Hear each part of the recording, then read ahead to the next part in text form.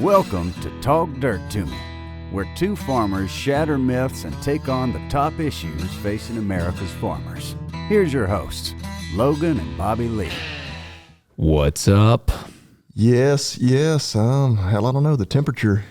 Man, it got pretty hot today. Yeah. we were outside pretty much all day working. Dang, it got a little toasty. Yeah, it's one of those, it feels pretty good in the morning, but I'm doing like today just because my afternoon was one ball field to another ball field to finally here in a podcast studio at 9:45. So I was doing a lot of cow checking chores like middle of the day. Yeah. I was like, cows are wanting to lay up in the shade. It's kind of a little bit hard to get a good look over everybody when they're all just laid up like that. I noticed that over at the birdhouse when I was coming in and out, the cows were like huddled up in the shade. Well, it's about to cool off a little bit though. I know because we got a ball tournament on Saturday and still should be pretty pleasant, but the high's only 60. Oh, really? It was like 85 today or something. Yeah, it got to the point because I was in my tractor for a while. Once I finally got in my tractor, and it was earlier in the year when I was doing like some paratil, running the paratil and stuff on my tractor, and I'd have trouble getting the climate just right because it would be too cold.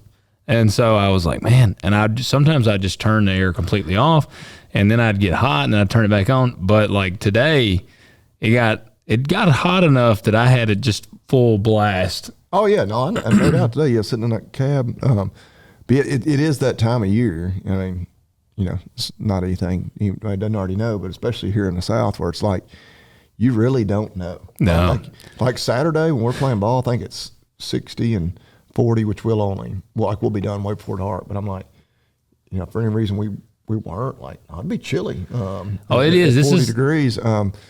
This is when you leave the house in a hoodie and then you're in like shorts and a t-shirt midday. Yeah. Oh, I got sunburnt on last Saturday at a ball tournament, and it was like, I knew it was going to be like 87. And I knew sunny, but like the ball field we were at, like there was zero shade. Like there was no trees, there was no canopy anywhere. And like, of course, some people bring tents, but we didn't pack our tent. It's middle of March still. Yeah. And it was funny. Like between games, we were like standing in the shade of a light pole. There were like three of us lined up, like kind of shoulder to shoulder. It's long ways there. Like, this ain't that great. Yeah. But damn, you needed you like a canopy. And I even put on some sunscreen, but apparently I didn't get my legs real good. And, got a little burnt, huh? Oh, I was like, I'm a little tender there. But the temperature is what's up. Yeah, it is. It is. Well, before we go too much further, guys, we want you to do a few things for us. First, we want you to admire our mustaches because I joined the ranks. Yeah, you did. I was, the beard, man, I'll tell you, you want to know, I'll tell you the catalyst that made me shave it. So I do this every now and then. I change it up. I tell somebody, I don't remember, I was in somewhere and this woman was like, I just can't ever, you change your facial hair. I can't keep up. And I said, I know my wife thinks she's like with a different man all the time. Yeah. And, and you can grow a beard in like 2 days. And so you can make the change on the fly. Yeah. I mean, it is like, that is one nice thing. It's like, if I do decide to change, it's like, well, hell, I'll grow the beard back out if I need to. But I had gotten it pretty long. Like it had grown back out pretty far. And man, it just was getting to the point where it was kind of annoying. But I was at church on Sunday and I got quite a bit of gray right here, like in my chin. Yeah. And when it's really grown out, I mean, obviously it's very prominent. Yeah. And so it's kind of like the Bride of Frankenstein streak or whatever. Yeah. And so one of the guys was coming in to church on Sunday and he goes, dang, Logan, man, you're too young to have all that gray in that beard. And I was like, yeah, I know. So I literally went home and I shaved it. Oh, I was like, man, but I like to, there's something about every now and then, like you clean shave around the mustache. What do you shave with? You use a electric or how do you shave? No, blade. Blade? Yeah. So like a disposable razor or what kind of razor? Yeah, I'm using disposables. So have you ever used a safety razor? Like it's the old school one. Shit, I'd have to pull up a picture to describe it. The answer is no, but it's so Big C had one. I found one whenever I lived over there. I think I know what you're talking about, yeah. And it's like it's like what they shaved with in World War II. And that right there, that's what. Yeah. So I bought one, and I would give it a shout out here. I don't know if it's made in USA. Actually, that's the one I got, the Merker 34. It's probably made in it's made in Germany. I was gonna say, which it's a German. That's kind of what it's known for. But it's, man, every now and then I get a wild hair and I want to clean shave. And my Marcy, she hates it. My wife does not like it the same way. Especially with the mustache. Yeah. She likes me with the mustache and then just This is how Marcy is. Just a little bit she doesn't like the mustache clean. I think it's a little too pedophile-ish for her. Where it's a totally clean-shaven face, but paired with the skullet is prime. Oh man, yes. Prime. Yes, that's. Ooh, yeah. Well, I could play if I could act. I could play a hell of a sexual predator in some bad movie or TV. We need to make that happen. We need to write something. Well, that was me. So I had. Because the dangerous part, because I was kind of going for somewhat like the Kurt Russell from Tombstone kind of thing. Yeah. And I can kind of, when the beard is grown out, I can actually still see the outline of kind of the mustache. And so I was like, I'm going to try to do kind of the big mustache. And the dangerous thing, I was going to go to a barber, but there's not a lot of barbers around here that my mom is a beautician, but she doesn't specialize in beards and stuff. Yeah. And I was like, I'm going to go to a barber. And then I got home that Sunday afternoon. I was like, man, I'm not going to a damn barber. And so I shaved it and I just meticulously would work around. And that's how I walked in there to Marcy, and I had not clean shaven yet. It was kind of like this. And I said, I'm about to go clean shave. I was making her look and be like, is it pretty symmetrical? She's like, it looks good. And I said, all right, I'm going to clean shave around it. And she was like, don't do that. And I was like, yeah, I got to do that. I'm like, I'm committed. I've got to go finish the job. And she was like, I don't like it when you clean shave around it. She's like, I like it with the scruff. I'm like, well, it's only going to be about a day. Yeah, it's like, I'll get it back out. See, this is kind of like when you got the scruff. I feel like Sam Elliott in Roadhouse, because that's kind of how his was. Yeah. And what I do is I just I'll clean shave, and I did that this morning, and then I won't touch it again for several days. And yeah, so, yeah. Do you get razor burn on your neck? Yeah. Shit, man, I get terrible. I didn't do a close shave on my neck because I get horrible razor burn. Yeah. So, but the hairs just grow all over in different directions on my neck, so it's impossible. But yes, so leave us some love about the mustaches on Spotify. If y'all are watching, you can see our mustaches here. Spotify is pretty much taken over as our video platform, so it will be on YouTube. Leave us a comment and like on YouTube as well. I was looking though, our YouTube numbers, the last few videos are doing better than they used to. Okay. We're getting significant viewership there. Not near as much as we get on the audio. Or I guess now Spotify's not really just an audio platform. Okay. Well, cool. Well, I hadn't really looked on YouTube then. Well, then there you go. Guys, whatever you're listening on, hit that like button, hit subscribe, comment, and let us know what you think of the episode. Let us know what you think of our mustaches. And you think if Bobby Lee should play a pedophile in the next big Hollywood blockbuster. And we ask that you leave us ratings and reviews. We have gained a couple more. We're ticking on up. And Spotify, Apple, heck, even Audible, iHeart, anywhere. Amazon Music. Yeah. Anywhere you can leave us a rating, do it. And big thing we ask that you do hit follow on there, but share it with a friend. Just send the episode to one of your buddies and do that. That helps out a lot. And what else? Y'all check out agzaga.com, the discount code. TalkDirt20, that is $20 off a $50 minimum order and free shipping.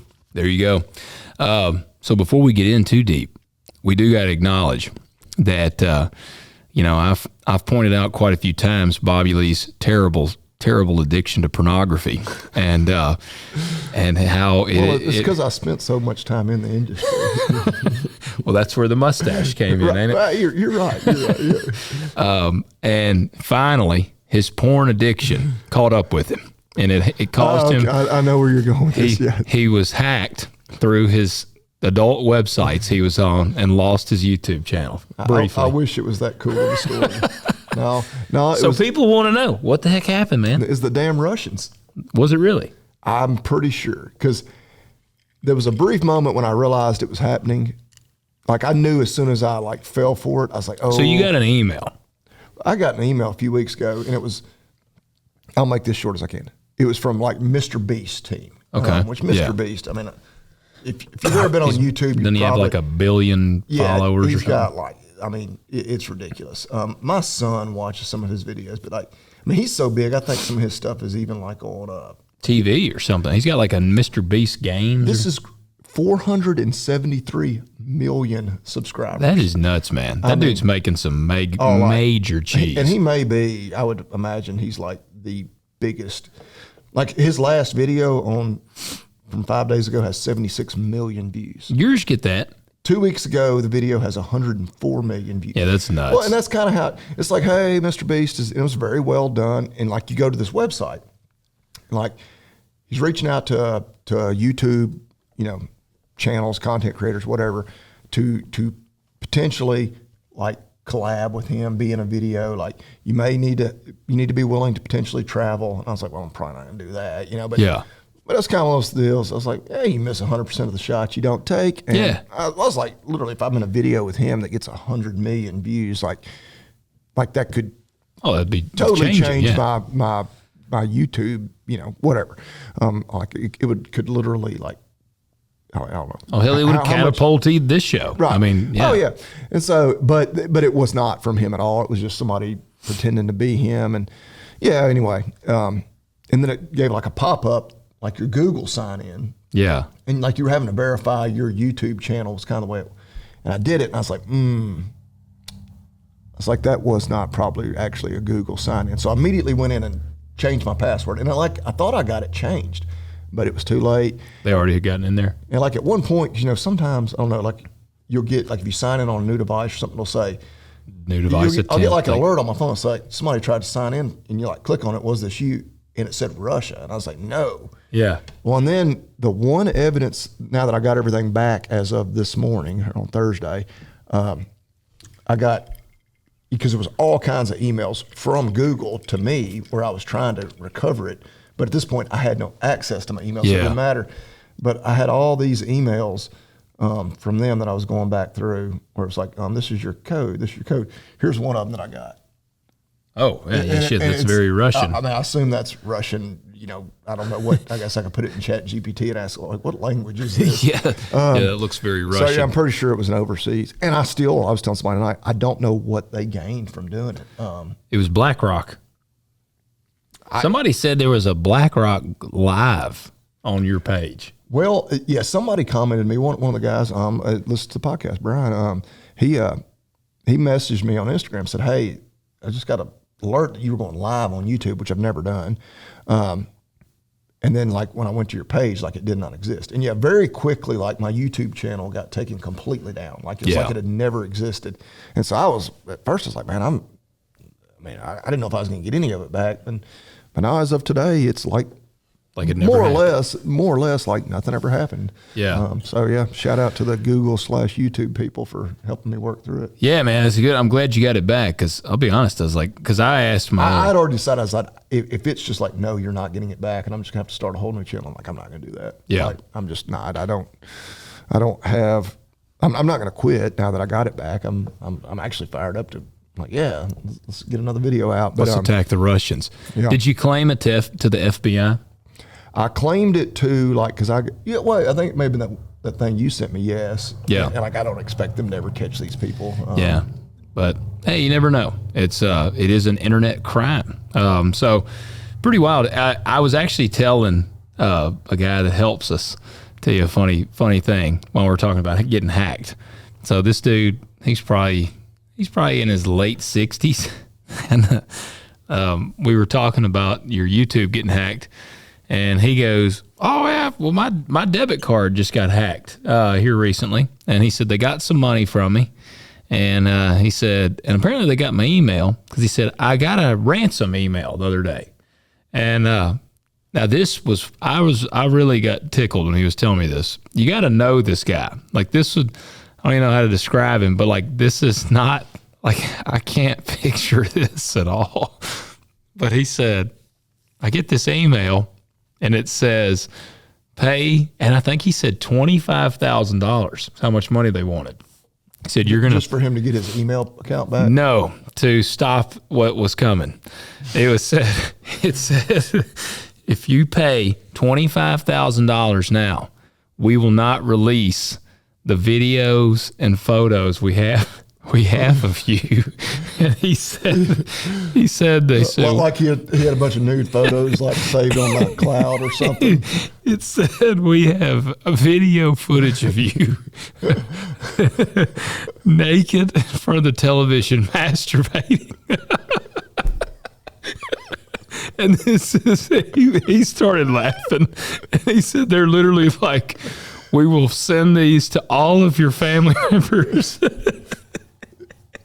I would have been tempted to be like, joke's on you, I'm into that shit. Yeah. Well, he said, he was like, go ahead, send me a copy while you're at it. Like, that is pretty good. But they do that thinking, because somebody, I doubt anybody's going to pay $25,000. Maybe there's some celebrity out there that really is afraid. But it seems like, I think one other time my email has been hacked where, like just my email, so long before I had YouTube. Because like a bunch of people were messaging me like, dude, I'm getting like emails from you about like buying boner pills. I think you've been hacked. I'm like, I think I got one from you then. Yeah. Like somebody just got into my email to use my email to spam all the people like in my address book. Well, that's what I don't understand. But none of that happened. Like I checked because they told me. What do they gain from hacking your YouTube? I don't have any weird emails that were sent from my account. No weird emails came in. No, there wasn't any weird videos that your bank account's all solid because I immediately called the bank.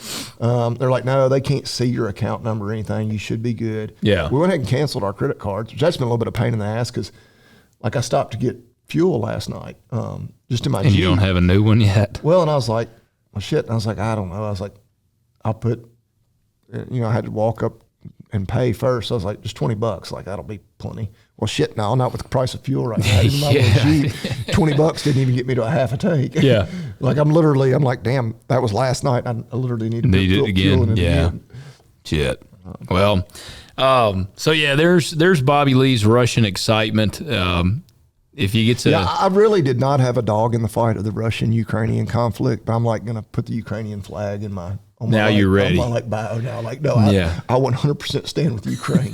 Kill every one of them bastards. Well, I told Dad about what the guy was telling us, and he started laughing. He said, well, I knew they hacked his debit card, but he said, I didn't know they had sent him this ransom email. My dad is a TikToker. For those of you that did not know, apparently like a lot of fellas like our dad's age are into TikTok now. And that's one app I've never... Because people will send me them, like text me like a funny TikTok. Yeah. And like I even have trouble viewing it because you can watch them, but you can't, of course, interact or anything. And a lot of times when you click on it, then it like just wants you to download the app. And I'm like, no, I'm not doing it. Well, that's it. I have one. I never use it. I used to would post on it some. I just can't get into it. I like Instagram. That's my bread and butter. But Dad was like, I'm going to see him in the morning and I'm going to say, hey, man, I was on TikTok this morning and, man, a damn video of you naked jerking off in front of the TV popped up on there. So I don't know if he did it or not, but yeah, it was hilarious. So, hey, we got a lot of response on our 5 films. Oh, but a lot of people again, like I said last week, you put me on the spot just out of nowhere, and I'm like, man, I know I left off so many great action films that would probably be in my top 5 but that's what made this a good conversation, like just off the top of your head. And that's what I like you, because then you're kind of like, oh crap, you got to think really quickly. We've had a lot of comments, guys. We do really appreciate all the comments on Spotify and on YouTube and all that. But yeah, a bunch of people, and here they said, enjoyed the show as always. Don't change anything. We like that you all are not afraid to be politically incorrect. Appreciate it. Another person said here, what about the Die Hard trilogy? So yeah. I'm going to be honest with you. I've seen all the Die Hards. Well, I like them. That makes my top 5 Christmas movies. Yeah. I am not just a huge Die Hard guy. Like, I like Die Hard, but and I like Bruce Willis.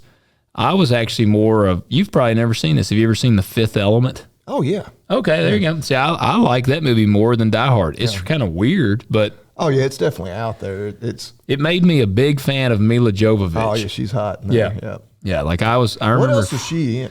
She was Resident Evil series. She was like the chick in I that. never really watched those. I don't know that I've watched those at all. They're not great, but Mila was always just really hot. But I just remember being very fascinated with her in The Fifth Element. Yeah, she's really hot. Yeah, somebody said, I've been getting a lot of praise for hitting the right button. Since y'all said that, let me go ahead and get this ready so that I don't hit the wrong one again. I appreciate that, guys. But said, it's not one. Hunter, he said, another great episode. Thank you, Logan, for hitting the right button this time. Nothing better than Hurricane Creek Farms Thursday evening and talk dirt first thing Friday morning. Man, we appreciate it. Another guy said Highlander. Have you seen that? No. It's unique. It's not bad. They're actually making a new one. Who plays the lead in that? If I said his name, you wouldn't know him.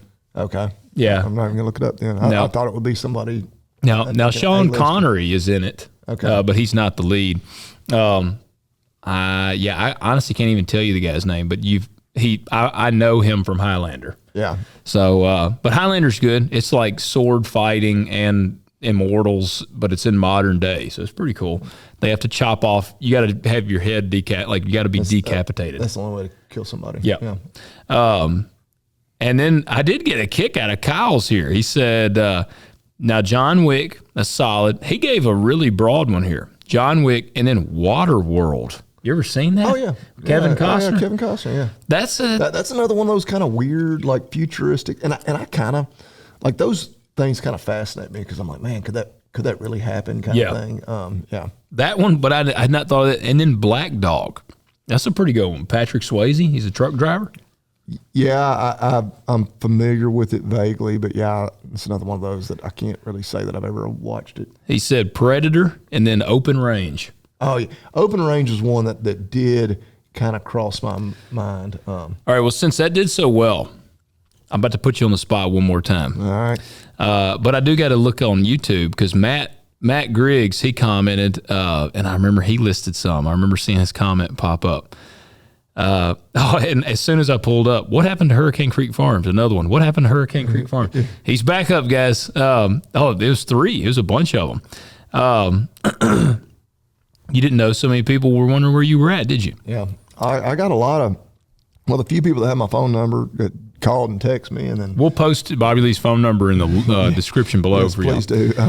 But like, and of course, which I have a fraction of the followers, or I guess it's followers on Instagram as I do like subscribers on YouTube. But the people that follow me on both were, messaged me quite a bit there. So Matt commented. He said, Top Gun 2, solid. Tombstone. Terminator 2. All right, so Matt, I know what kind of man you are now. See, I'm a Terminator 1 guy, but I love the Terminators, but I'm a Terminator 1 dude. Matt, he leans more 2. This seems to be a common theme here. Top Gun 2, Terminator 2. He's like a fan of sequels. Yeah. And then True Lies, man, that is a good one. Yeah, another one of your Arnold. Yep. Underworld. You ever seen that one? Vampire film. No, it's pretty legit. And then he said Kickboxer and Bloodsport. Those are 2 solid ones. Well, and we'd be remiss if we didn't kind of raise a toast to old Chuck Norris. Yeah, this week too. Yep, that's very true. I forgot we didn't, because he passed after we did our last episode. It was like I think it happened like last Thursday night, didn't it? And then it was official like on Friday. Yeah, he went to Marcy had told me, she's like, they took Chuck Norris to the hospital today. I saw some initial reports that like he went to he had a medical emergency. Was kind of all I said. I was like, "Ooh, that doesn't sound good." And then by the next morning, the reports were that he had died. Yeah, old Chuck, man, he was a true American. Yep. All right, here you go. I'm gonna narrow this down to 3 since we're already 24 minutes in, and I'm gonna make this real difficult. Top 3. Now, not in order, but just your top 3 Westerns of all time. Okay, so here's one I always struggle with, and not that I struggle with it. So is Lonesome Dove, is that considered a movie? We can consider it a movie. Okay, so it's in there. Yeah.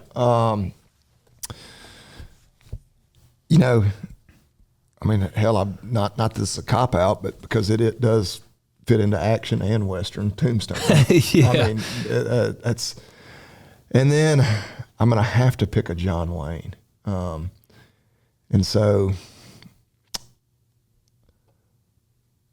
I really like McClintock. Okay, that's a good. I mean, movie. yeah, I could list a dozen different John Waynes. And tomorrow I might say the Cowboys. Yeah. Or True Grit. I don't know. But so and I've heard the new True Grit is really good. it is actually really good. Job. My dad, but actually, I think my dad actually may have liked it but more I'm than such the a original. John Wayne fan. It's kind of one of those like I don't know that I can do it. So you've never seen it? Not the new True Grit. No. Oh, dude. Yeah. I'm kind of like there's only one True Grit. Well, it actually is really good. Now, so what's your top three then? What are you gonna say? So you're saying Lonesome Dove, Tombstone, and if a Lonesome Dove, qualifies as being a movie we'll versus a let her in there. miniseries or whatever. Yeah, Lonesome Dove. I'll say Lonesome Dove, Tombstone, and McClintock. Okay. So I'm not a John Wayne guy. I've seen him. I like some of them, but I'm a Clint Eastwood guy. I am too, but Yeah. I think John Wayne is Western to me. Like, Yeah. like that's like Oh, and I don't disagree. Some of his stuff was a little cheesy. Yeah, it was the time frame back then. Like Dad, I'll be in there and he'll be watching some, and I'm like, oh, come on, Clint Eastwood would smoke him right now, and like I'll give him hell. Which Dad likes Clint Eastwood too, but I got to go with Fistful of Dollars. And I like that one because in that one, that's the one where Clint Eastwood uses the metal plate, and the dude shoots him, and then he drops the plate, then kills the guy. Like I like that one. Fistful of Dollars. And I'm not gonna use it now, but Tombstone was gonna be in there. So that kind of messed me up. But oh shit! And now I'm drawing a blank. I had them in my head as I was thinking about it. Oh crap! What was the other one I was gonna do? I really enjoy The Unforgiven with Clint Eastwood as well. I'm trying to diversify though a little bit. Oh shit! Damn, I'm just drawing a total the blank. more I sit here and think, like I could just keep going on and on about some. Well, I'm getting mad because I had one in my head. All right, I got a one that's really off the wall here, and I'm curious if you would consider this a Western. What about No Country for Old Men? Good question. Because typically when I think of a Western, you think it has to be set like 100 years ago. Yeah. At least. Maybe not. I'll allow it. That's a damn good movie. I love that movie, but I'm trying to think of something a little different because it's got a very Western vibe to it. Yeah. And like, And Tommy Lee Jones is awesome. Tommy Lee Jones is awesome. Right back to Lonesome Dove. Yeah. He is, man. And then Josh Brolin, he wears a cowboy hat, like it's and that movie's badass. And they use a cattle prod basically to kill people. Yeah. Oh yeah, the Captain Bolt gun. Yeah. Yeah. But yeah, I could. Yeah, on John Wayne, I could throw Big Jake in there. That's another really good one. Rio Grande or Bravo, whatever. Which one is it? Well, there's Rio Lobo, Rio Bravo, Open Range. I wouldn't. Open Range is great. Jeremiah Johnson. Oh, well, if we're counting that one, then I'm gonna go with I'm throwing that one in there. That would be a Western. All right. Well, then that's gonna be Fistful of Dollars, No Country for Old Men, and Jeremiah Johnson. That was one of the movies that when Marcy and I were first dating, I showed her. And she was she dug it because she dug Robert Redford. Yeah. So, guys, let us know what are your top 3 Westerns. And you see, we kind of like to push the limits of what you would consider like a Western. So let us know in the comments wherever you're listening. We want to hear them. And all right, let's get into this. Well, just as far as currently, you say you put a little seed in the ground. I did. Today was the first day? Today was the first day. This is the earliest I've ever planted. Well, I know some people have probably been going for a week or more, but today was the first time. Actually, when I was going through town, headed home to check cows at lunch, I met a service truck pulling a seed tender. And then when I was headed to the softball field, I went past a farm, I imagine where they were headed, that had was planted today. Yeah. So you put beans in the ground? I'm actually putting corn in the ground. That's what I was asking. I was like, what are y'all gonna start with, beans or corn? Man, I wanted to put beans, go ahead and jump on the beans, but man, we were kind of already getting set up for corn, and I was like, hell, I'm just gonna go ahead. I actually planted out here is where I started, and I start close to home. That way, you work all the bugs out. Yeah. And I'm gonna tell you, knock on wood, man, the good Lord. Now I planted like 7 or 8 acres today. Like I got it all ready to go this afternoon, and just put some seed in it just to see how it would do. The good Lord was smiling upon me, because typically I put the seed in, go in and prime it up, and it'll take an hour, couple hours to work all the bugs out. Dude, I literally put the seed in and primed it up. All the vacuum came up, the fans came up, the seed meters filled up, and I started planting, and they never messed up, and I literally just never stopped planting. Yeah, see, that would make me nervous. Yeah. Well, it makes me wonder what's going to happen tomorrow. Exactly. Yeah, I'm like, oh, hell. I'd almost sleep better tonight if I'd had some little issues. Yeah. Like, okay, that was expected. You're going to have something. It is wild, like on this planter, and just all the planters. Dad's the same way. You can be on that thing and plant, and it'll plant all day long, like no problem. And you shut her down for the night. You go back the next day, get on this thing, and you fire it up, and the whole day it'll be nothing but problems. Yeah, like and then nothing happened. Makes you want to not even quit when everything's running right. Yeah, you just want to keep rolling. But no, it did great. And it looks like I think we might have. There's a possibility of rain tomorrow, maybe. Yeah, I think it was like a little chance. It was real small. Looks like rain next week though. That's what we're thinking. And I got like, man, if we can hammer down, we'll put a pretty big dent in it. Which Dad, his planter's acting up. He did put seed in there. He didn't go to church very often, so that's what his problem is. Let's not smile down on him quite as much as he is on you. I'm gonna tell him now that I say that. God's like, well, just wait till tomorrow. But that's what I need to tell him. Like, well, maybe if you start going to church a little more, your planter will run a little better. But yeah. Now, as soon as you say that, it'll all start to go to hell. It will.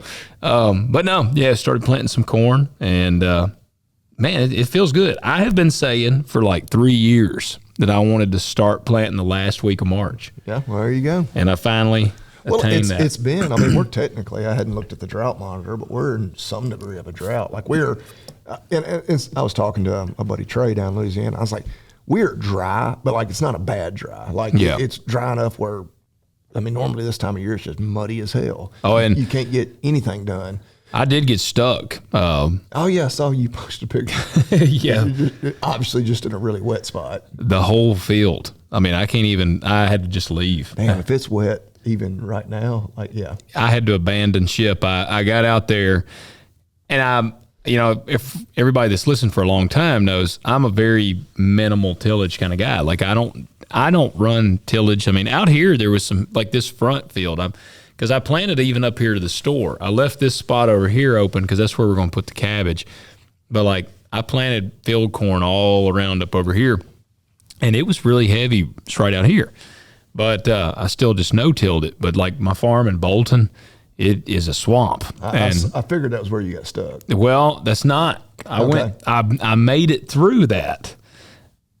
And, Are you tilling that just because you need to air it out a little bit? Yeah, I'm going to plant corn on it. And there's spots, that ground, that ground was going to be subdivided, and they had panned some dirt. I'm pretty sure they created a very hard pan on that ground. And because water it'll just sit there. Yeah, and like the ground won't take it. It won't take it. And so it needs to be paratilled. Like I need to run some really deep tillage on it. The problem with that is we cleared it. So if I run deep tillage, it's going to pull every root and chunk that's in there. So it'll be, I was talking to Dad about it today. I was like, and realistically, it needs probably 10 years before I can do that. For some of those roots to rot and break down. Yeah, because I've learned if it's a really wet spot and the roots are in the ground, it like pickles them. Like they kind of will just hang out. Yeah. It takes them a long time to deteriorate. So I got across it, and you know, I kind of take pride in myself with the turbo till, because I'm gonna tell you, like, I need a wheelbarrow for my nut sack whenever I'm on that thing, because I will go through some shit that it's just like, just send it. Yeah. Oh man. You know, we leased that 8R 340 a couple years ago, and I put that motherfucker through some shit. Like I buried it. I did. And don't buy a tractor that's been leased.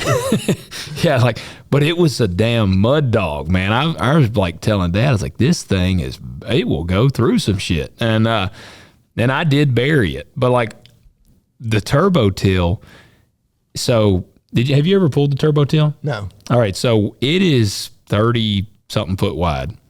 It's vertical tillage. It's very shallow. Like it's cutting like 2 inches deep. It's really literally just to cut the top and just air it out so you can plant into a good seed bed.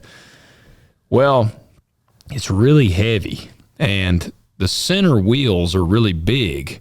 And what gets you stuck is the mud actually starts to pile in front of the wheels. Yeah. And then the wheels stop turning and they just start pushing. Yeah. And then it just pushes a wall of mud. And you, even picking it up doesn't do anything. Picking it up, you actually, like Dad and I were talking, you want to pick it up a little bit. But if you pick it up all the way, it puts a bunch of down weight. Yeah, you got so much weight on the wheels, yeah. Yep. So like it's kind of like finding the sweet spot where it's got enough weight on top of the ground that it kind of spreads the weight out. And so I can just feel like I know when the tractor's, and I will just barely bump the thing up, and I can kind of keep going.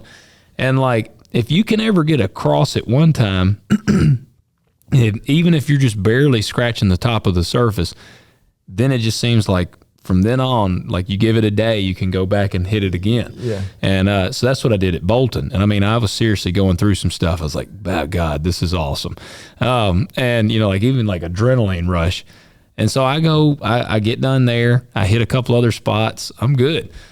Well, this is one field I had prevent planted it last year, and it's really good ground. It's really good ground because it's so wet. Like it's a couple of years ago, I planted this place in June, towards the end of June. Not towards the end of June. It was early June, but like pretty late. Drought, and it cut 60 bushel beans. Like this place is good.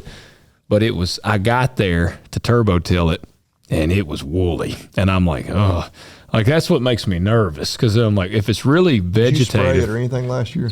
Yes, I did. But when it's a lot of vegetation, there ain't no sunlight hitting that dirt. And I'm like, all right. But so I got in there, and I mean, I literally just picked the middle of the field, and I just sent it. And I was going, and I could tell it was getting a little heavy. But bam, shit, man. By the time I got stuck, I mean, because I had eased it up, and what you try to ease it up, and then you hope the tractor then starts to kind of gain some traction, and then if you can get enough speed going, the mud can never build up in front of those tires. Well, I was easing that thing up, and the tractor was just sinking, like it was getting worse, and the mud wall I could see forming. And if you ever stop, I mean, it's toast. And so, but I had to stop. I knew it wasn't going to work. I put it in reverse. I backed up a little bit. All that does is you eventually just start just digging down. Yeah. And so when we get in that situation, I've got my big super heavy chain that I used on my lowboy.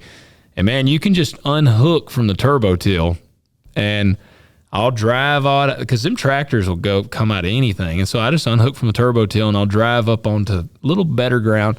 I got a 20-foot chain, and I just pretty much hook it to the turbo till, hook it to my tractor, and I'll keep pulling. That was actually the worst spot I've ever been in, I think yesterday, or whenever that was I got stuck, because I just kept on doing that, and everywhere I would go, the tractor would just pull down. Like it was just seriously a swamp. Like Brock is on the sprayer, and I was like, you're going to have to spray the place. I was like, I can't get across it. And he's like, well, I don't know how I'm going to spray it. And I'm like, I don't either, but you're going to have to spray it. Like it's so wet until we kill everything on it. I don't know. I don't know what we'll do with it. Yeah. Like it's super wet. Might have to prevent plant it again. Man, I don't know. And that sucks because, like I said, it's good ground. Now, it's not a ton of ground. It's a small farm, but Yeah, and I mean, I kind of pride myself. Like, I can go through stuff because I remember, I mean, Dad would show me, and that was back on the 4760. It was 2-wheel drive. Like, I didn't even have 4-wheel drive. But I remember getting it stuck. I was pulling I don't remember what I was pulling with it. I might have been just pulling a do-all, but I got stuck with it. And I remember John David had to come out there, and he actually got it out. I just didn't know how to cowboy something at the time. I was young. He put it in road gear, and he was like, we're going to get this thing out of here. And he put it in road gear, freaking, revved the RPMs all the way up and just popped the clutch, and it was like spinning, and we clawed out of there. So sometimes you got to cowboy out. But, yeah, so that's what we've been doing. So what's the cattle world looking like? Price and market's good. I saw they actually project a additional increase this year.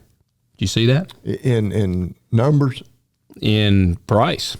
So no, it said a 5 to 6% price increase for the year. Well, my brother bought his group this year. And in years past, I would have been buying some sale barn calves, but man, they are. I mean, I knew they were high, but then when you actually see like what he's paying for those steers. And really, he tried to buy as many bulls as he could, just because. But there's not a huge price spread right now, just because they're just in such demand. Does he want to buy a dipstick from me? There's not that much of a discount. If he's about 600 pounds, he might. He's about 800 pounds. Yeah, I see. Well, if dipstick, he needs him to be a steer too. No, he's still very much a bull. Let's say you could throw him on with his whenever he sells them, because he'll probably be selling them about that weight, which of course, depending on. Yeah, hell, he may be closer to 1,000 pounds. He's pretty big now. But man, they're looking at it, and it's like we were talking about, just the risk, because he's projecting, hoping to make about $200 a head, which is actually pretty good, overall, but you're having to accumulate so much more debt to do that. Because I was like, in the past, let's say if one died, that's the quickest way to lose money. Yeah. You could, based on the price you were paying, by the time you sold, 7 to 10 calves, the profit you would make on, those $200 a head would cover the loss of that one. Yeah. I was like, this year you're going to have to sell probably, we figured about 13 and a half, to make up that money, because he's paying, $2,600 or so, and he figures he'll have another $200 a head in them. And so he's like, man, these suckers get to 800 pounds. I need to get $3,000 a head for them. Yeah. Damn. Yeah. It's just like, man. Whew. That is a pretty penny, man. Yeah, and I mean, and that's just where the market is. And well, like I said, this thing had said, I had it in my notes here. Where was that? And supplies are tight, and it just takes a long time to build the herd back up once our numbers have gotten so as low as they have, and so it stands to reason, just looking at the fundamentals, that USDA is forecasting another 5.5% increase in 2026. Yeah, I mean, it stands to reason that this market should stay really good for at least the foreseeable future. Yeah, the immediate, because it's going to take a few years, by the time we retain heifers, get those heifers bred, well, in build up the numbers, and then have those heifers, calves, ready for market. But in all reality, prices should stay high, because our cattle numbers are always going to be low. I don't think we'll ever have enough cattle. I just don't see it. Well, I don't see us having enough cattle. Because the crop economy is so bad, it might drive some people there. Well, right. Do you all of a sudden see a lot of crop ground converted back into pasture? I doubt it. Like around here, I'm not seeing it. Like you're not seeing big crop acreage getting fenced off. And that's, the big limiting factor. It's not like, if all of a sudden, like we talked about, milo is something y'all have grown in the past. Yeah. Or if the milo market's really good, well, you just plant milo. It's as simple as that. Yeah. Well, cattle market's really good. Corn and bean prices are terrible. You can't just all of a sudden say, well, hell, instead of me planting 1,000 acres of soybeans, I'm going to graze 1,000 acres. Yeah, it's the logistics that's the problem. Yeah. That's what we've said, man. I mean, if I had water on every farm and I had fencing on every farm, then it'd be a lot easier decision. Even if you didn't want to put it in a permanent pasture, you could plant an annual, some Sudex or. You know what I could do? I could use Halter. Well, and have you heard of this? Yes, because the big deal was, I guess, was it Peter Thiel? Yeah. That which he was. Who is he? I've heard the name. I think PayPal may have been one of his big things. But I don't know that, but like he's kind of like him and Elon and maybe even Bezos. Maybe I'm making this up. Like, they're the huge tech guys that have made billions of dollars. I think you're right. I think with that program though, you're still going to need perimeter fences, like real, and then. But what could be nice, let's say you had a 500-acre block of crop ground or any ground. Yeah. It'll eliminate the need for cross fencing. No, it says no physical fencing needed. At all? Which I would never sleep. Yeah, that's where I'm like, no. and I could see it. I've actually had some people send me some of those articles because it made news because he invested like a huge amount. It was $220 million is what it raised. Now I don't see how much it said it just raised $220 million and doubled its valuation to $2 billion, led by Peter Thiel. For people that don't know what this is, so it's a New Zealand-based startup. Yeah, Peter Thiel's Founders Fund. The company makes solar-powered GPS collars that create virtual fences. No physical fencing needed. Farmers manage their entire herd from a smartphone app at $5 to $8 per animal per month. How it works, each collar collects over 6,000 data points per minute. Yeah, it's a collar the cows wear. Yep. It is sent to a cloud platform where machine learning models analyze behavior patterns. For beef cattle specifically, they use passive shifting, which cattle receive directional sound cues and vibration when facing the right direction, and the virtual boundary only activates once the majority of the herd crosses. There's no electric pulse. No electric pulse is used for beef. Their natural herd instinct does the work. Yeah, and it's kind of. I just don't know if that would work. Like, I'm thinking about the cows that are of our dads. Like, well, imagine, and again, I have not read deeply into it, like the research behind it. I would imagine they kind of have to get trained to it, because of course for years there's been underground fences for dogs, but you had to physically, like they put the wire under the ground and your dog gets close to it with the collar, it starts beeping to tell them you're getting near the boundary, and then I think most of them would give them a shock or a vibration. Shock them. Yeah. Once they get to the boundary, obviously this saying that there's no shocking, which obviously which shocked me. No pun intended. Which I can see, obviously, from just a public perception, like people, you're gonna have they people walk that would be clutching their pearls and oh my God, we're gonna be shocking these cows.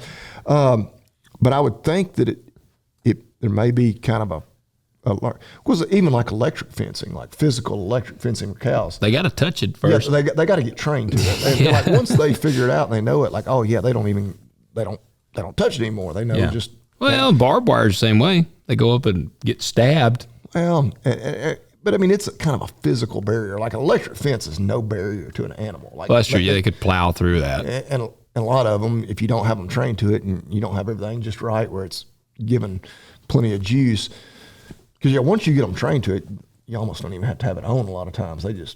They're trained. They know. So I don't know.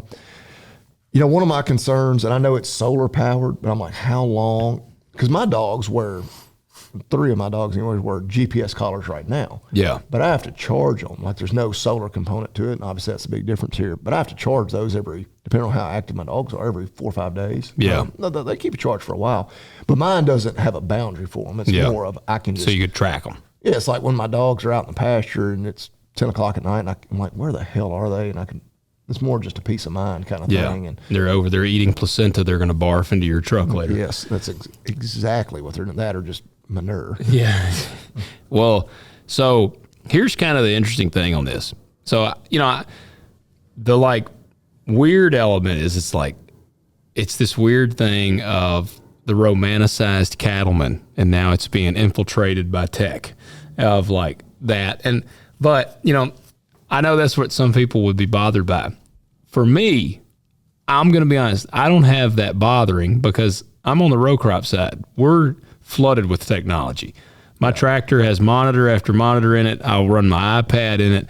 Like, technology's everywhere. And I mean, from a logistic, like from a herd health standpoint, this sounds really great. Like, it's like, man, I can really track everything. And I'm really like, yes, it'll be nice just to have a way to confine your animals, move them, you know, say you're grazing just like a cover crop. You're like, all right, I want them to graze just this 10 acres for a couple of days. And then I'm going to move them.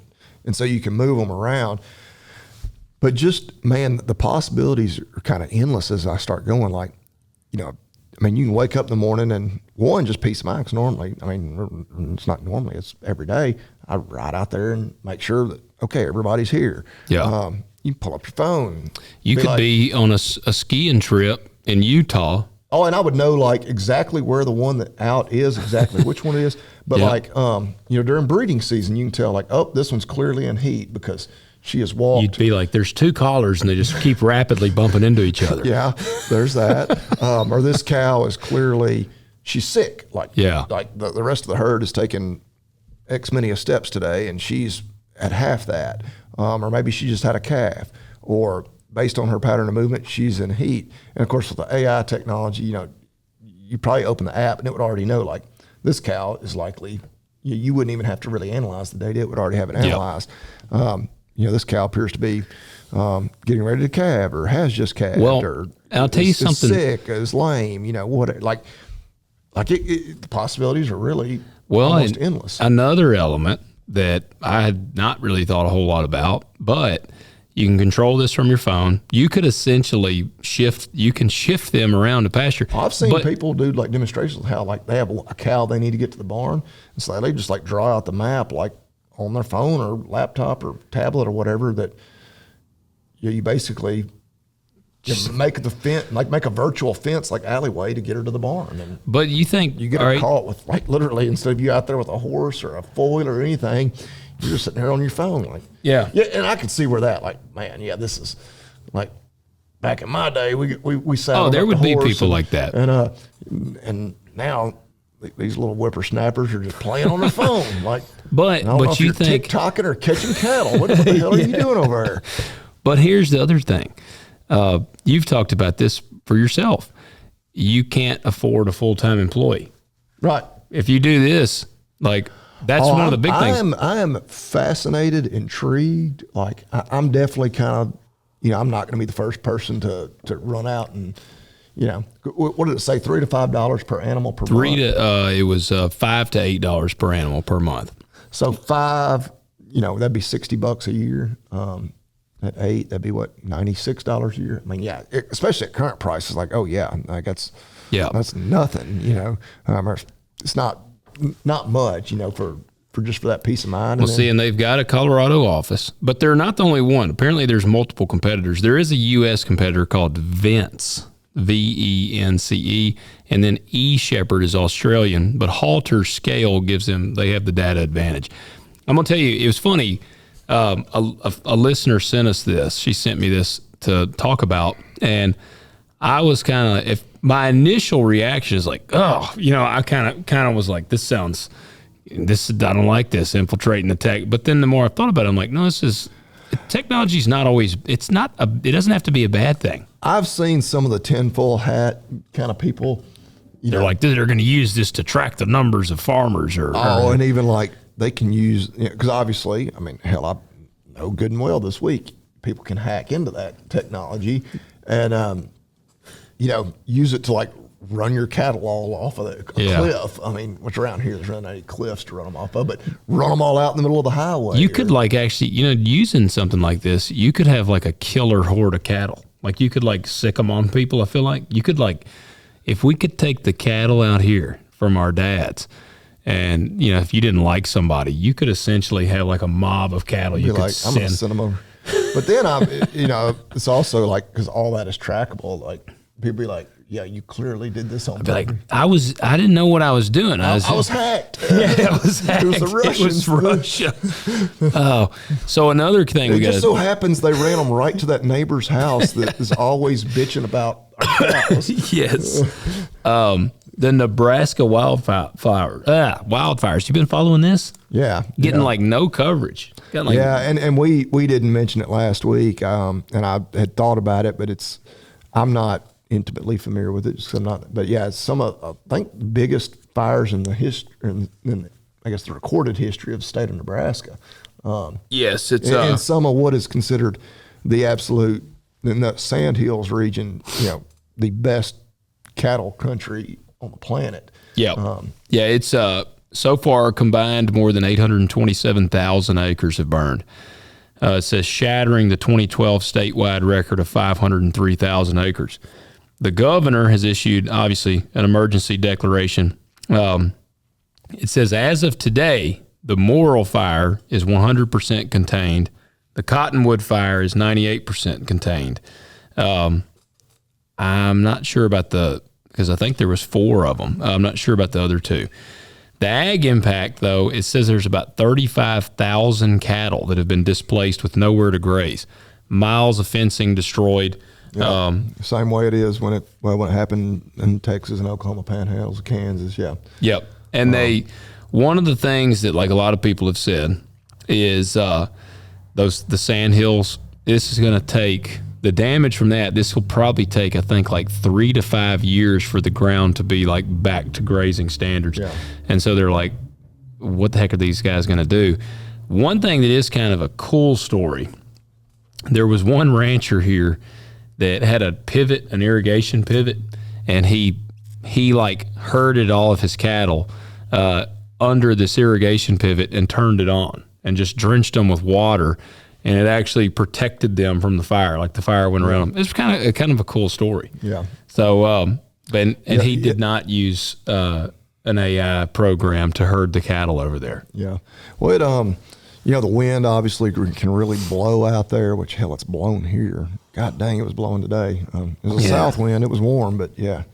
Yeah. My garbage can was turned over, but yeah, the winds combined with it being dry, and then they have a lot of forage, like stockpiled, Just great conditions for a wildfire. Yeah.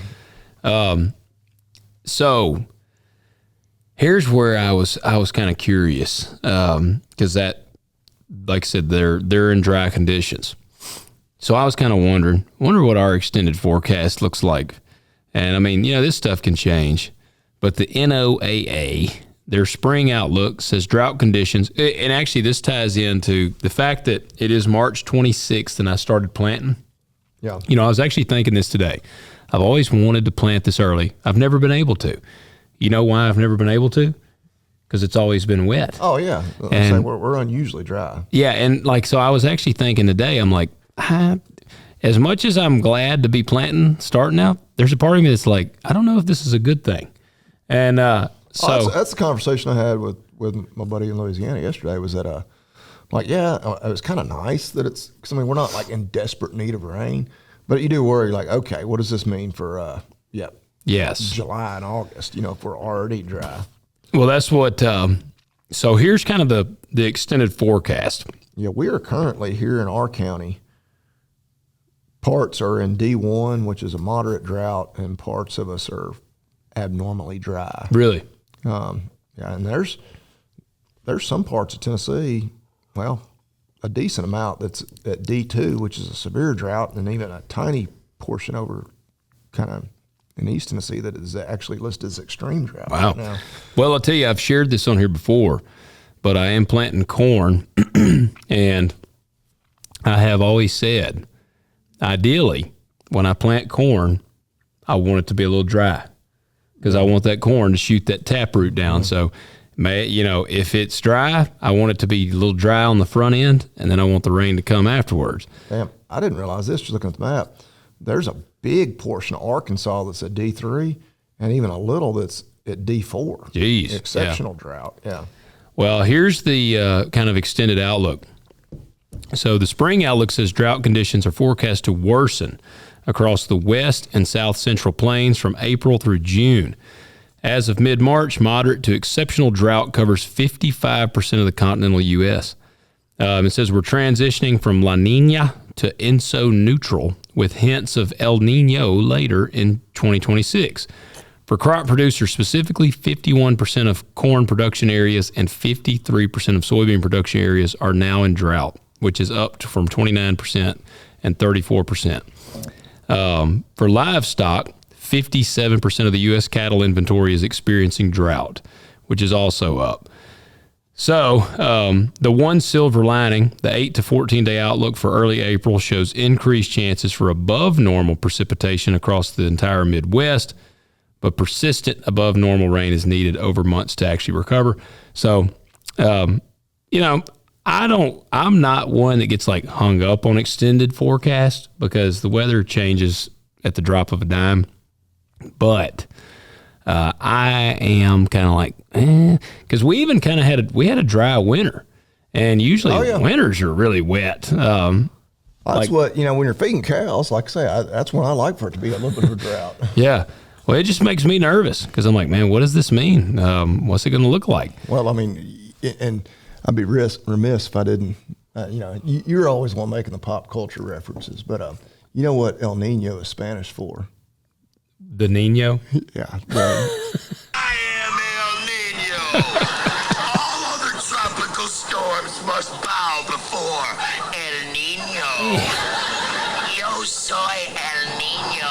For those of you who don't habla español, El Nino is Spanish for the Nino. Good old Chris Farley. Chris Farley, man. The OG. I always get, anytime I hear El Nino, Gotta think of that. What is that? Was that Saturday Night Live? I'm pretty sure it was Saturday Night Live. Yeah. Okay, that's what I was thinking. Yeah. Chris Farley, man, he was a trip. So we're not the only ones in drought. Yeah. Our Brazilian friends are in drought. Damn, I hate it for them. Well, it's really funny because I don't know if he listens to the podcast. Which hell, yeah, I mean, of course. So their seasons are reversed. So I guess they just started fall. Well, so it says the bigger concern, Brazil's safrinha, which is their second crop corn, soil moisture is below normal in many growing areas. So actually their double crop now is feeling the pain. Especially, I guess, the more northern parts of Brazil that are right there on the equator, they can plant 2 crops a year there. Yep. So they've already harvested, I guess, whatever I'm sure it just varies, but they go beans, then followed by corn or corn on corn. I don't know. But they just finished harvesting and getting ready to plant a second crop. But they don't have good moisture to get started. No, but like you said, you want it to be dry when you're planting corn. Yeah, I mean, I like it too. That's the way the optimistic Brazilian farmers are thinking right now. Probably. We've got a Brazilian guy that he's a Brazilian farmer, and he follows me on Instagram, and he'll shoot me messages from time to time. He started following me. I had made the meme about the United States conquering Brazil because they won't stop beating us in production. And he responded, was like, "Hey, we're your friends down here." But I don't know if he listens to the show, but I mean, I've shared on here, unfortunately, the way that the commodities work, I mean, for us to get really good prices, we need a catastrophe somewhere. I mean, that's just the way the system works. I mean, too much supply. Yeah. Yeah. So, another thing I want to talk about before we run out of time is this, the product of USA labeling. Yes. That was kind of one of the big news items of the week. Well, it came on the heels. Bobby Lee and I apparently are not cool enough to be invited to the White House. I saw quite a few of our ag influencing friends. Which we realize, like we talk about, we're not politically correct. What are you talking about? Right, but I feel like our style kind of meshes pretty good with the current administration. I would think so. I mean, did you see the clip of him talking to the Japanese about why didn't you warn us about Pearl Harbor? Yeah, he's like, well, you didn't want to tell any of your allies about the planned attack Iran. And pretty much he kind of went on for a minute. He's like, yeah, you guys didn't give us a heads up on Pearl Harbor. And like the ambassador sitting right next to him. And it's like hilarious. Because of course you're originally just watching him. You're like, what's he going to say? But when you really focus on her. Oh, you got to look at her when he says that. Man, she uncomfortable doesn't even begin to describe her body language. Like she was like, are you shitting me? Like, I'd never thought I'd be sitting in the Oval Office with a president cracking jokes about Pearl Harbor. Yeah. Well, I tell you, I'm like, man, why are we just must not be, I don't know. I mean, we talked about your porn addiction at the intro. Like, I don't understand. I don't know why we don't get invited. Yeah. I feel like Trump would have a great time talking to us. So they did make March 24th. His staff would be, they'd be like, no. Like, we're already worried about what he's going to say. Yeah, we don't need to fuel the fire. Yeah. We'd be like, call him a faggot. But National Agriculture Day, March 24th. Yep. We got a day. Man, I actually... So they had a huge number of farmers, ranchers, whatnot, were in Washington. Some of them got actually invited to the White House and Yep. Did all kinds of cool stuff. And, we're just right here in Munford, Tennessee, just going about our daily lives. Yeah, here we are. The NCBA remarked on it. On the Product USA labeling? Yeah, they said it's a great thing. Well, and so, which I think most artists probably knows, like, the big problem has been for beef to be labeled as a product of the USDA up until now, all it had to do was be packaged here. Yeah. It could be a carcass entirely from Brazil or wherever, anywhere, imported from anywhere, gets here, we just simply package it. Maybe some processing that definitely qualifies it, but as long as it's just packaged here, it can be put Product USA on there. Yeah. So this pretty much eliminates that. It's not MCOOL. It's not mandatory country of origin labeling. And so what I think you'll see, especially on ground beef, is a lot of, especially like the economy ground beef at the grocery store, just won't have any country. I was going to say, probably put nothing on there. And part of it's because they can't, because you got these big plants, like we talked about the plant strike at Greeley, some of those that process 5,000 head a day.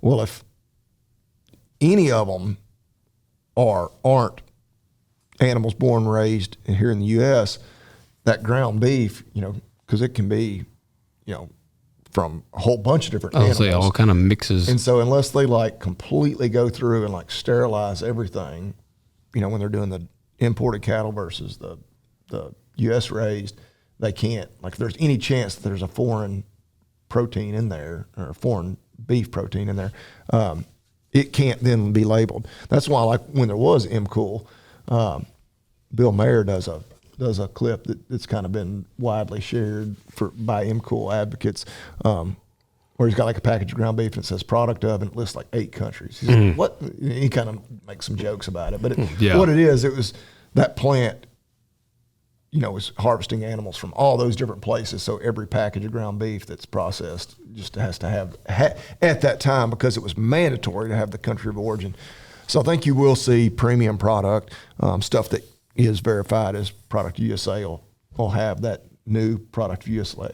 And the whole thing is like, you were misleading consumers, because the vast majority of, I won't say housewives, but even dudes that are shopping at the grocery store, they see a pack of ground beef, this is Product USA. They're like, well, hell yeah, that's from, that's my local rancher. That cow was born and raised in Tennessee or Nebraska or wherever. Yeah. I'm like, no, actually, that label meant virtually nothing. Yeah. Yeah. Well, it's making that label mean what it actually says. Well, and that's what it's kind of funny, because the NCBA, Kent Backus or Bacchus, whatever, says the rule closed the loophole for imports. He said when they see that label, they can know that it is a 100% U.S. product. He's right. But it's kind of funny, because I feel like his quote is kind of like stopping there. RCAF responded about it. And RCAF, for those of you that don't know, RCAF is the Thomas Massie of the cattlemen organizations. I like RCAF a lot, but they don't play around. Like, it's like we're here. And so that's what RCAF's Bill Bullard supports it. but he says it's just the starting point. He says they're pushing Congress to reinstate MCOOL in the Farm Bill. Yeah, and that's been RCAF. That's like the hill they're willing to die on. Yeah. And RCAF, I love RCAF too. U.S. Cattlemen's was really big time, in favor of it. And I think U.S. Cattlemen's, because they're kind of the middle ground. Yeah, and I don't even, that's probably not even fair to call them that, because they are really staunchly in favor.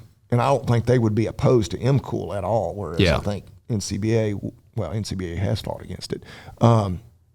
Where they've been more reasonable, like, hey, we probably can't get MCOOL again. Like, there's like NAFTA, sued over it because it was supposedly damaging our other North American trade partners and whatnot.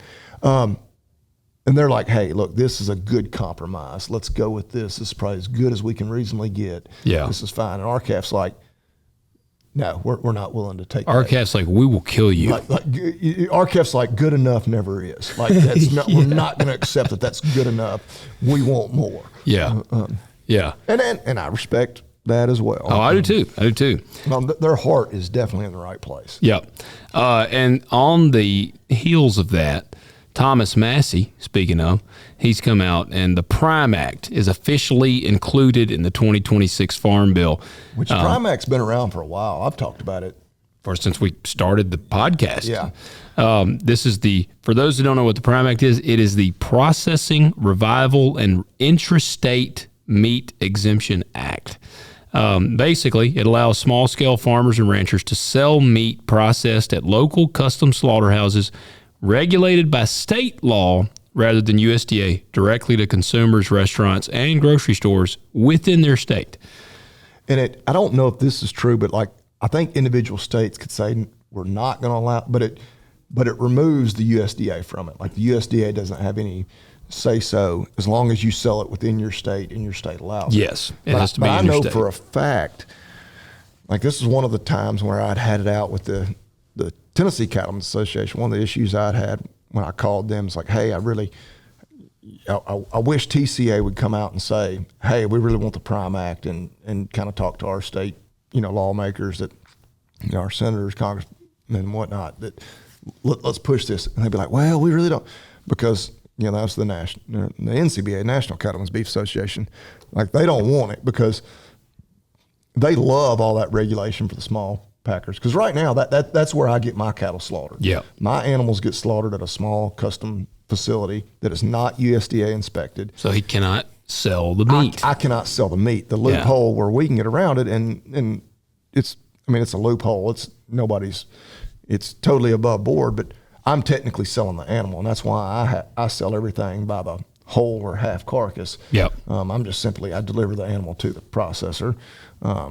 My customers essentially buy the animal from me, and they call up the processor and say, hey, yeah, that's my animal that Bobby Lee just dropped off.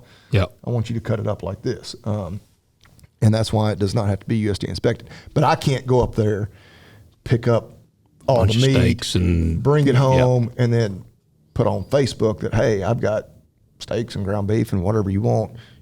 Come by, see me, and I'll sell you, a pound of ground beef, a cooler full of beef and steaks, whatever. I can't sell the meat, but this would make it where I could. I don't know that it'll impact me that directly, because it'd be nice. It's kind of like open carry. I'm glad people can open carry. It's just not for me. Yeah. I don't want, I don't have the time, the logistics, everything. Time is really the biggest thing. I can't, I kind of want to be done with the animal when I drop them off at the processor. Yeah, I get that. The NCBA opposes it, but they say it's because of food safety reasons. So they officially, once again, have kind of quadrupled down on the fact. I guess so. It says here, NCBA opposes it, saying it threatens food safety because meat could be distributed without proper inspection or traceability. Okay, but one of the comebacks always to that from the folks that have really been pushing for it is that you accept the risk. Well, that would be one, but then just the facts. There are no more incidences, because obviously, again, just like the people that buy my animals, not technically buying the beef from me, there's no more incidents of foodborne illness, traced back to that.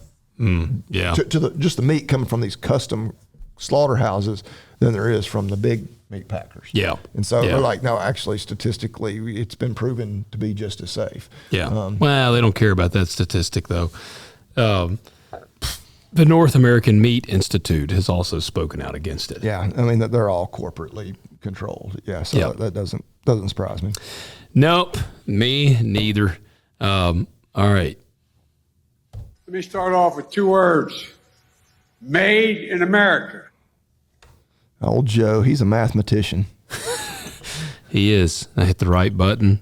We're professionals now. Oh, yeah. So we got him right here.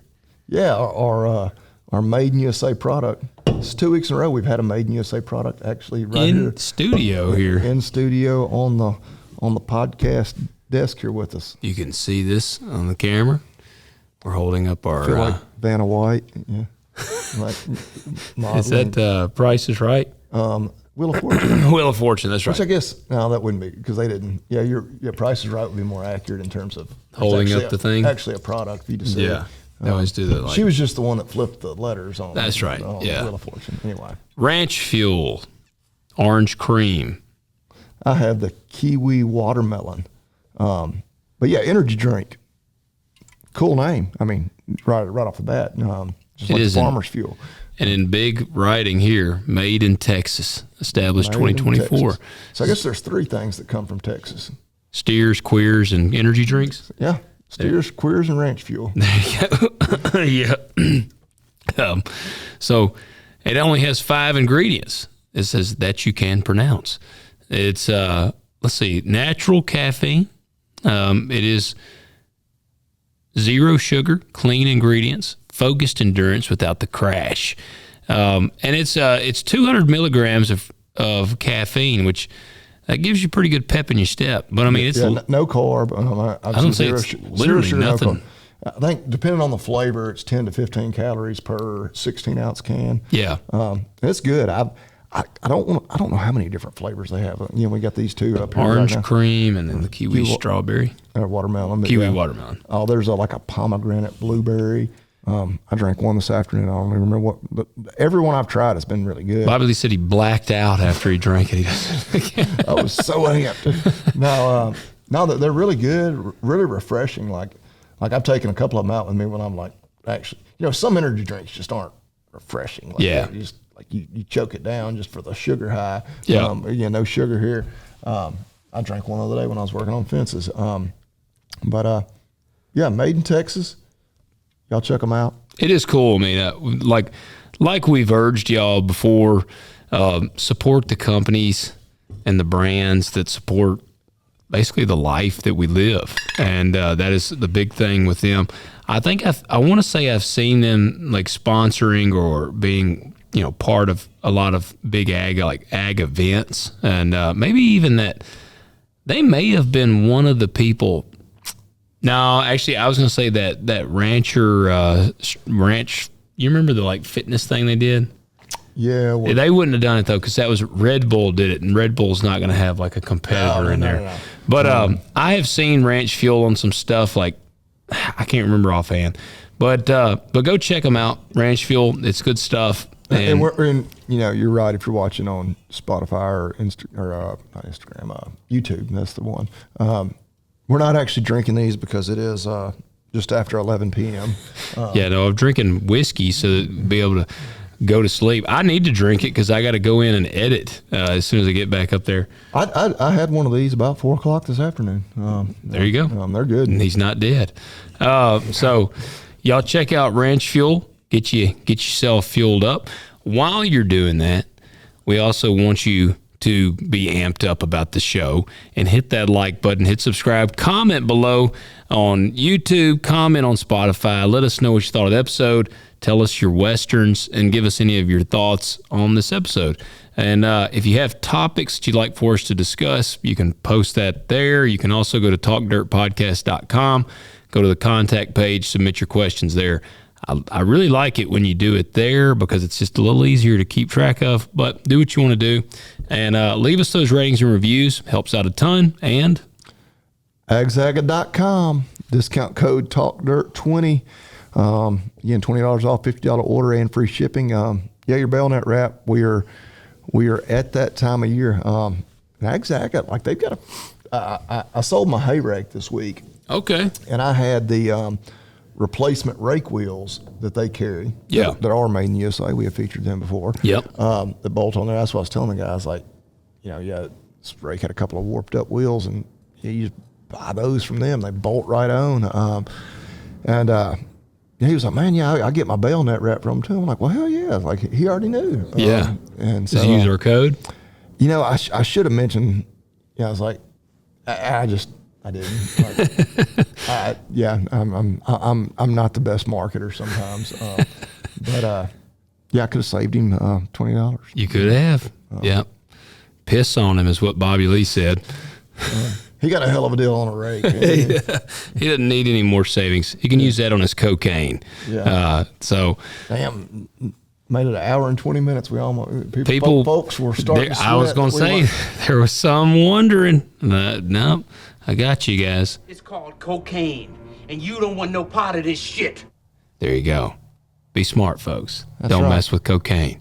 Yeah. All right. And that would be our official stance. That is truly, yes. Talk Please dirt to me. do not become a drug addict off of our shenanigans. So thanks, guys. We'll catch you next week. You've been listening to Talk Dirt to Me with your hosts, Logan and Bobby Lee. If you enjoyed this episode, we ask that you subscribe and leave a review. And we'll catch you next time.